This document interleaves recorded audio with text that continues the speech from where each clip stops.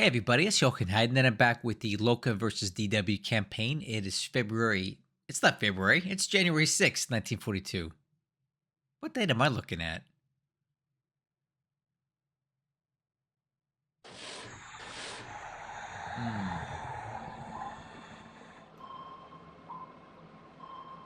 Lucky there. Oh.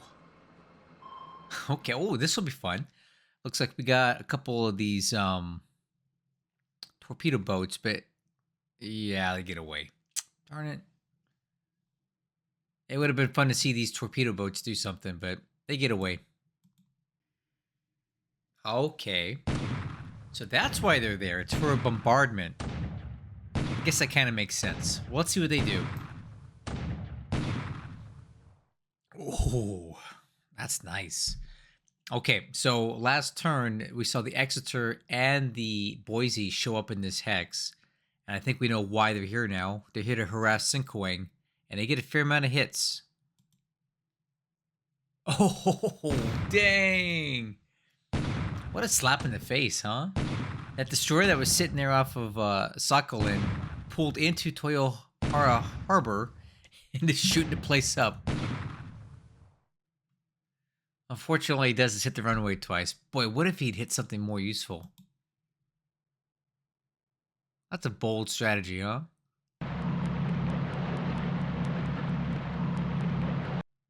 Okay, Japanese are landing on Gardner Island, inching closer to Canton. Landing on Watampone. Notice how they're doing this at night, right? These fast transports, right? They don't want to be caught out in the open with by air power during the day. That's one benefit of a fast transport task force is they try to unload at night, and they'll stage off the base a turn prior at like basically their max speed radius, so they can run in and run out without getting detected, potentially.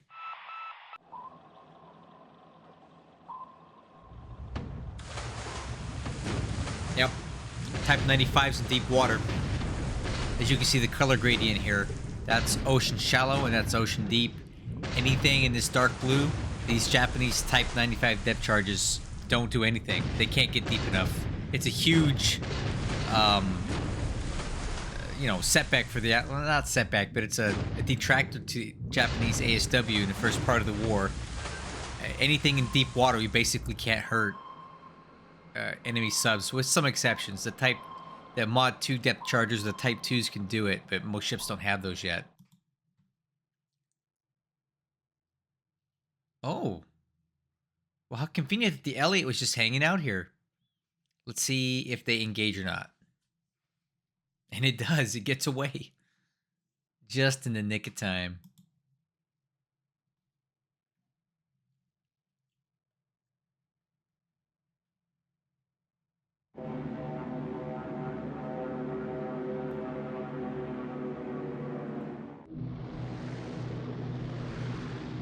Yeah, oh my goodness. This is almost like an intentional cap trap, guys. This is not good. These nails are finished. None of them will make it out. And oh, okay. One made it in. And her PT boats. He got suckered in by PT boats.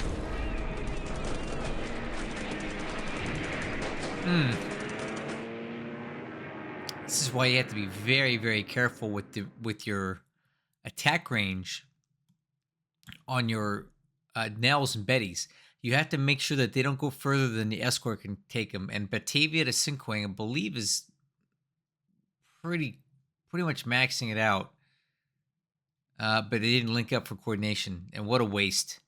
Literally one PT boat for 9 Nels. And he didn't even sink it. So he's bombing Muncha pretty hard today. Ooh. See, that's what you can do when you have clear sky. Look at that. That's going to do some damage.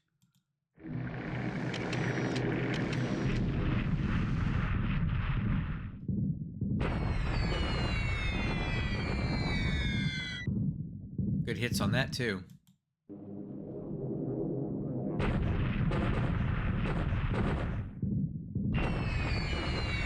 Yeah, man. Good hits.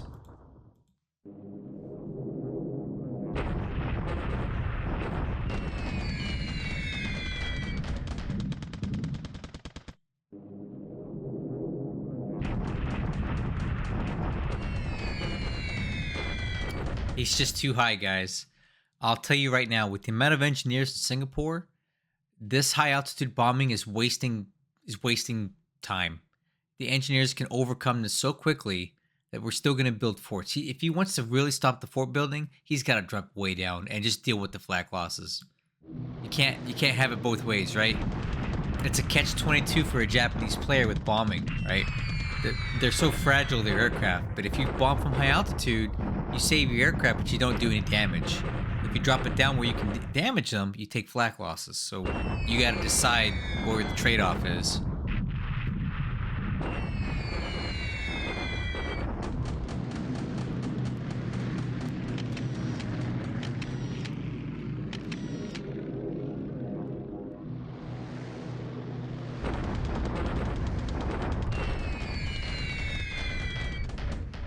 Look at that. Even at 13,000 feet, the flak's getting these Sonias.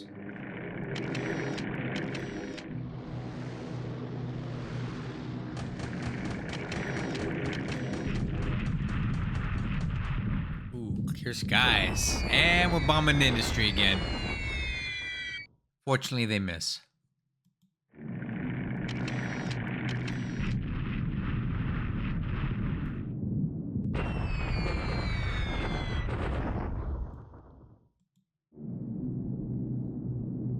Oh boy. There's hardly any wildebeest left now. Most of them have been shot down. Let's see if they can hit something now.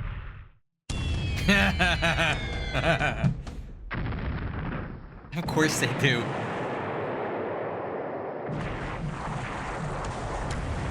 Oh man.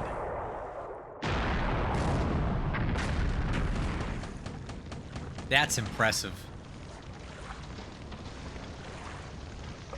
So, riddle me this. If you're Loka, why would you send a ship with troops on it like this within range of Singapore if you know the airfield is still viable? Why would you do this? He knows this. Oh, jeez. Oh, good night. Say goodnight to this place, man. It's done. Oh, it's a port strike. Oh, no.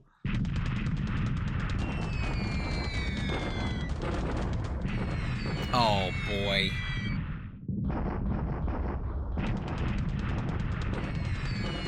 What a beautiful coordinated attack. He went in there. He bombarded and disabled the airfield. And now he comes in here with B-17s that are completely unopposed because all the cap has been neutralized. That was beautiful. DesertWolf is so smart. Just look how he coordinates all this stuff. It's perfect.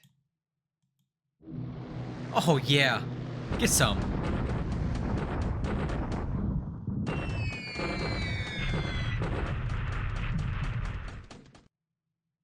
Oh, this is so beautiful. We can all learn from this, guys. This is insane. It's insanely smart.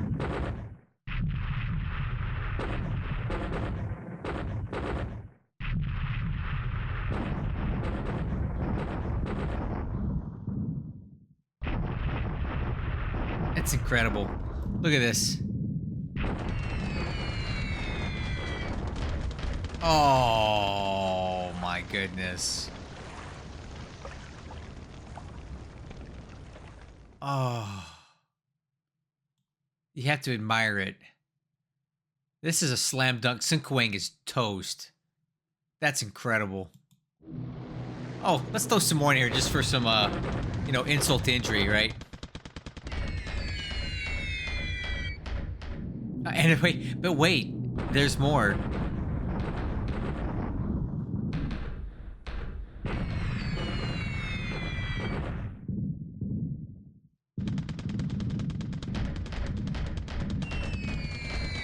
Listen, now the torpedo boat sunk. Brilliantly executed attack.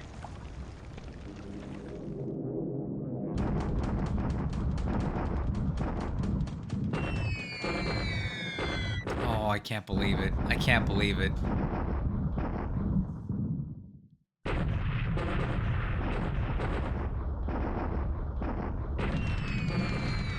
Oh. 3 more ships sunk. Oh my gosh. Wow. More. There's more?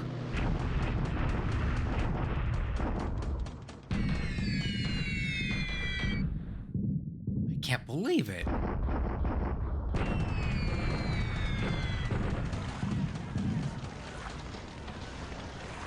More ships sunk. Wow.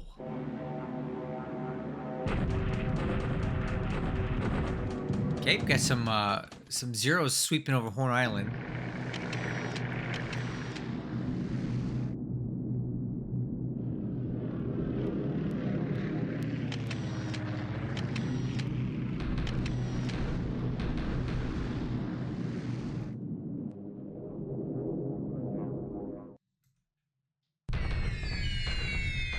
Well, you're not going to hit anything from 20,000 feet.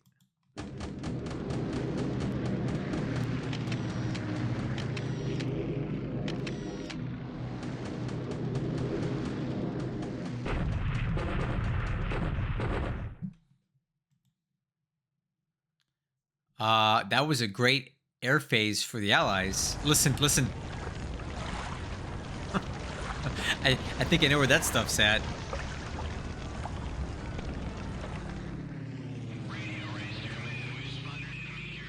Okay, enemy carriers are spotted. I think that might be them over there. Heading towards Babel to rearm.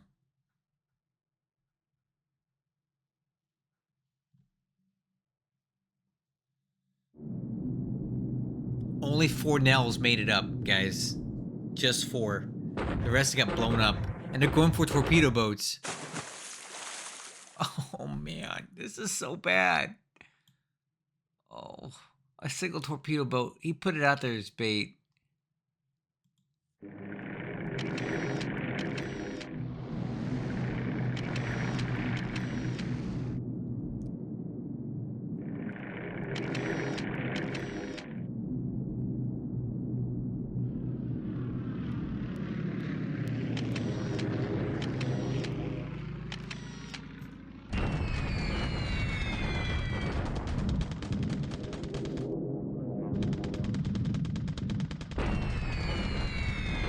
Okay, and he's trying to do something at Horn Island. I'll try to remember to look at that base and see how much damage there is.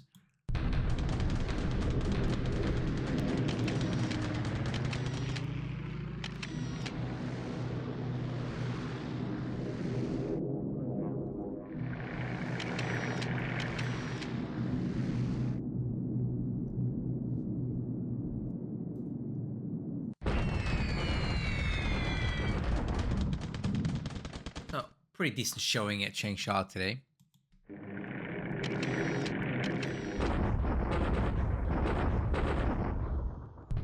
Well, I guess not everything is destroyed.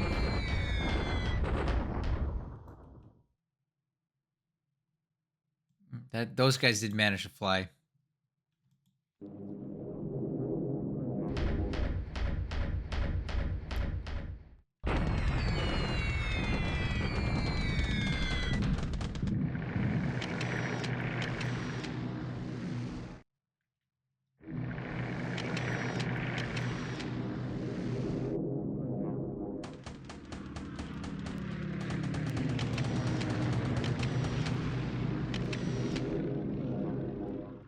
Well, let's see what these guys can get. One more good hit in there.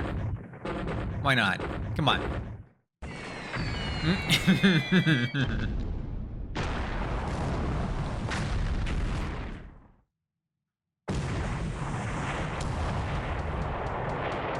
Oh, come on.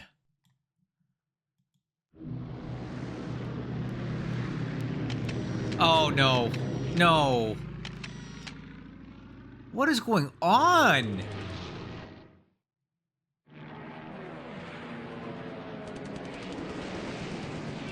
Oh, man. This...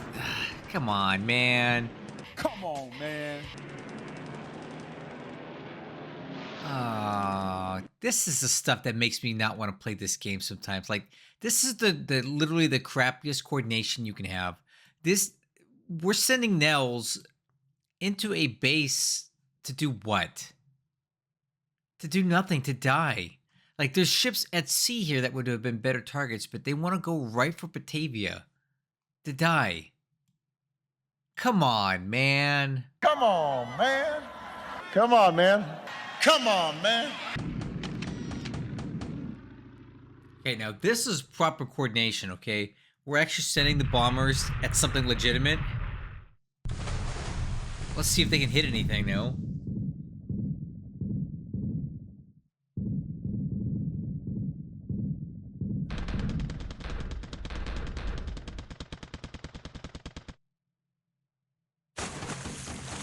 Oh man, they better hit something.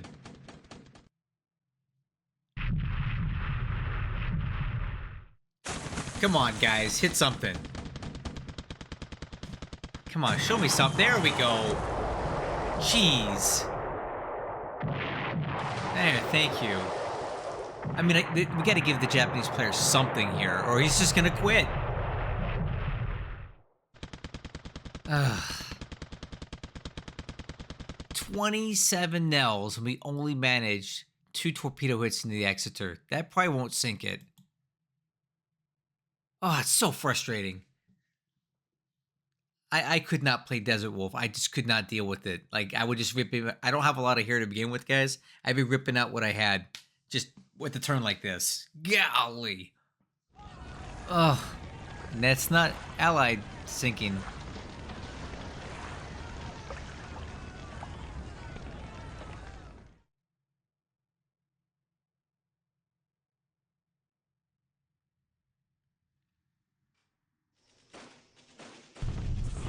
And here we go, back with bombardments. I don't know what the point of these are.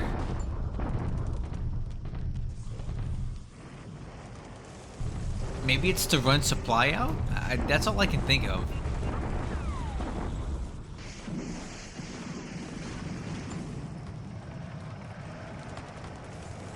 Yeah.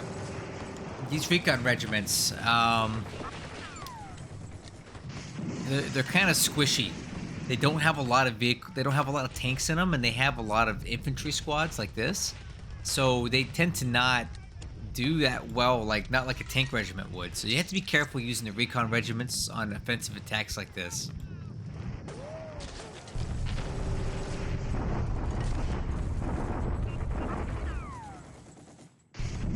Okay, round 2 on this. Yesterday, the battle was inconclusive.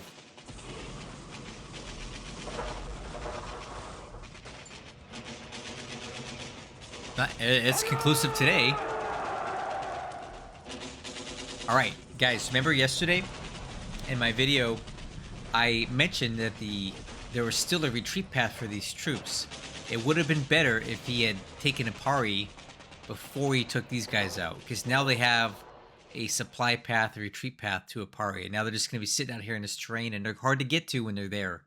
So you keep this in mind, guys. Take Desert Wolf's lessons to heart. Whenever you can force a surrender, do it. And even if it makes you need to wait a couple days, come take Apari so that this unit dies and you don't have to chase it all over the Philippines again. Alright, Malay Belay. Let's see how this goes. Oh! Okay.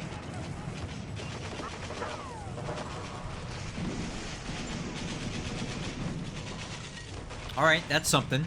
So the Japanese take kind of a lot of casualties doing this. However, they take the forts down to 0. So I think Malay Belay is kind of being kind of a bad way there. And a Japanese bombardment at Singapore. This makes sense that day after you cross. But right off the bat, I'm seeing a rookie mistake here by the Japanese. Let me know if you can see the mistake. Tell me if you see it.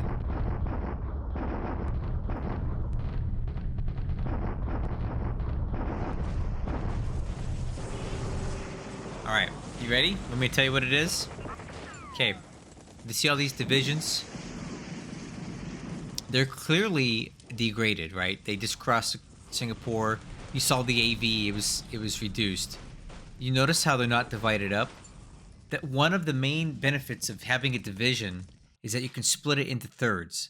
When you split it into thirds, they essentially become 3 separate units. So instead of this division getting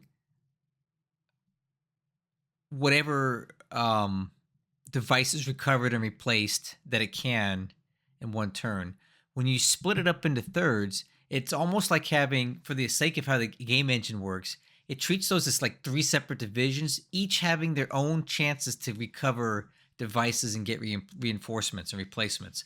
So you basically double or triple your chances of a division healing up. You can speed it up a lot. It'll repair itself 3 times faster when split into thirds, and then you recombine it when you're ready to attack again. Not doing that, in my opinion, is a rookie mistake, and he's leaving 2/3 a potential of 50% to 100% of the regeneration capacity of these divisions by not splitting them into thirds. That's my opinion.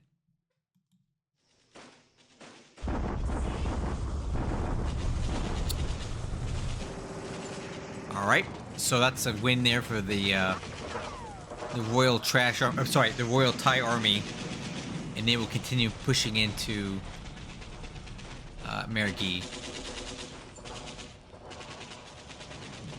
Japanese landing on Gardner Island near Canton, and they'll take that.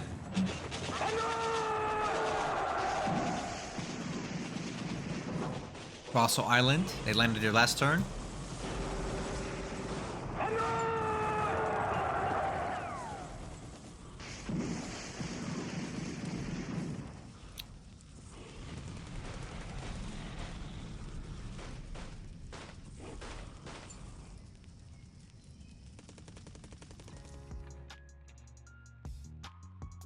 All right, guys, let's take a look at this turn, which was very bad for the Japanese.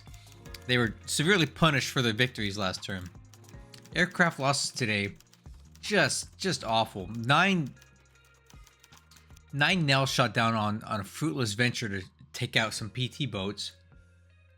A bunch of other stuff killed too. Ship sunk. Now, this is what's being reported.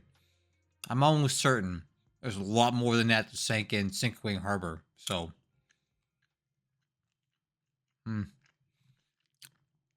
sorry, I'm eating pizza. I think the ship sunk list is probably triple this. We saw multiple torpedo boats, destroyers, cargo ships sunk in harbor. It's not being reported, but we saw it. It was bad. Real quick, let's take a look at Tracker so you can get a look at the score. Let me see here. Okay, this is the Tracker score. I have not been keeping up on this, but I will start running it every turn. So the Allies actually gained points last turn, 61 points. Not good. Okay, there you go. So here we got Midway. We don't have the best recon on there, but all we can suggest here is that possibly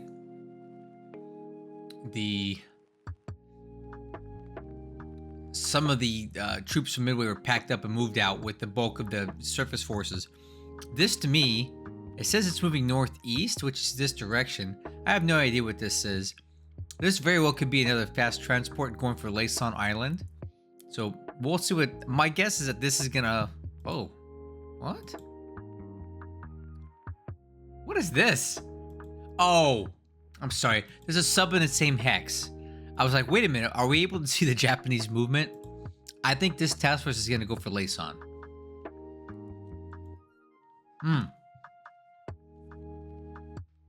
Okay. So in China, there's not much going on, but I wanted to show you this. Look at Wenchao down here. Okay, let me center up on that.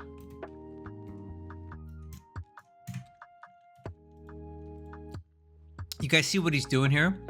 He's spent a lot of time maneuvering so that he can fully surround Wenchao. He's intending to trap all these troops here, okay? I don't know if I would have wasted the time to do this, but he did it. So he's moving in here now to close these hex sides. And when he does, there'll be nowhere for these guys to go when Wen Chao falls. So right now, that would be kind of bad for the Chinese, at least temporarily. There's quite a bit of AV and troops here. They'd be worth a few hundred points, I think. Now, remember, when you kill a Chinese unit, they respawn in Chungking in about 30 days with 1/3 of their total TOE. So if you have a division like this that has a TOE maximum of 729, with the exception of things like the artillery and the AT guns, which they don't really get back.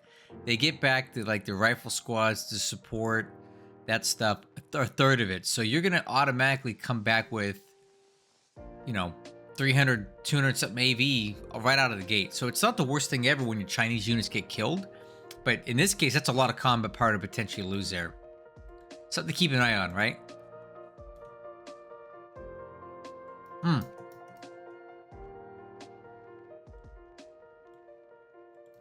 So,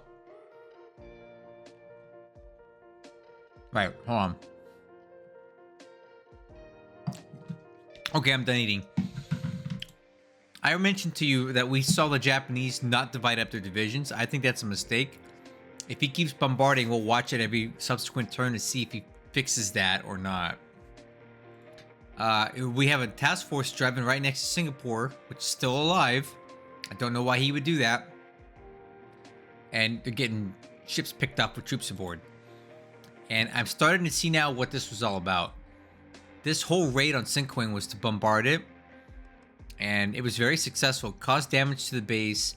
It more or less neutralized the aircraft there. And allowed the B-17s from Java to come in and absolutely wreck the harbor. I'm of the opinion that there was absolutely no ships left alive in there. I think every single ship there was sunk. Because we have enough detection that we would see something in port if there was something in port, right? But we don't see it. I think he sank every ship there. Which is a terrible term for the Japanese. This is the kind of stuff that makes me go insane when I get jacked up like this, man. This is why I could never play DesertWolf, because he has a million different threat vectors that he can hit you with, and you just can't outthink the guy. The way he coordinated this whole Sincoing thing was perfect. Now, it did cost him the Glasgow, and he also got himself into some trouble here with the Exeter. So that, if it was left alone, would probably make it into Batavia. But he ran these guys out of fuel, so now he's going to have to do something like this. Watch. He's going to have to replenish at sea. Oh, shoot. He can't even do that. Oh, he's in trouble. Okay, so what he's going to have to do here is detach... Man. He's going to have to detach these destroyers and take the Exeter in by itself. Because otherwise they slow him down to 1 hex a day. Or was it 2 hexes a day? I think they move 1 hex either per pulse or per turn when they're out of fuel. But this is potential for losing a good ship. Where are the points there? 34. This one is in danger. And then the Boise's still here, and that's in danger now. He may want to think about going ahead and calling it quits with these ships up here. But yeah, excellent attack on Sincoing today. Better than I could have ever thought of. Yeah, I think that's it. Those are the big highlights for the turn. There's some activity, of course, in the Dutch East Indies, but it's just maneuvering. Nothing of any substance in the Solomon Sea. This thing better get the heck out of Dodge, because the Elliot is going to chase it down. We'll see if he can actually make contact here next turn before it gets away. One thing that the Elliot has as a detractor is that it's very low on fuel, so it really can't chase too far before having to go back. Anyway, that's the turn, guys. Thanks so much for watching, and I'll catch you guys on the next one. Come on, man.